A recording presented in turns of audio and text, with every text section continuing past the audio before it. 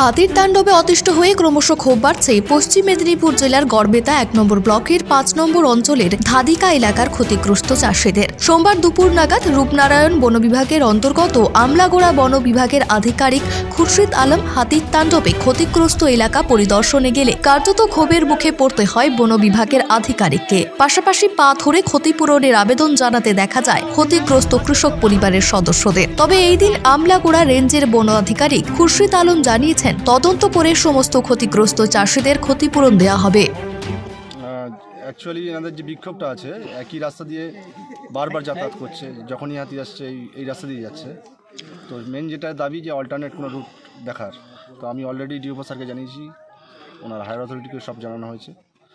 তো চেষ্টা করা হচ্ছে অল্টারনেট রুট যেখান থেকে পাঠিয়ে এখানে কম ক্ষতি হয়, যাতে না হয় ক্ষতি, অল্টারনেট রুট খোঁজার চেষ্টা হচ্ছে।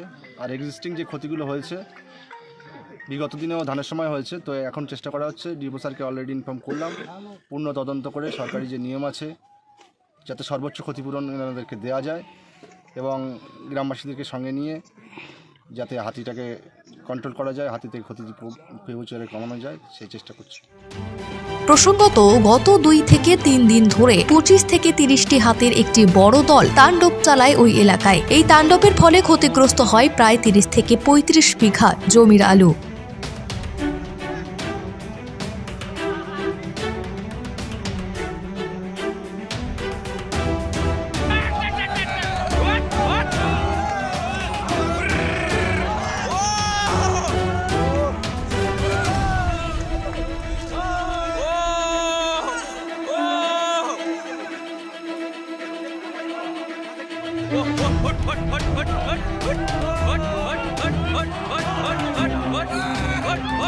What?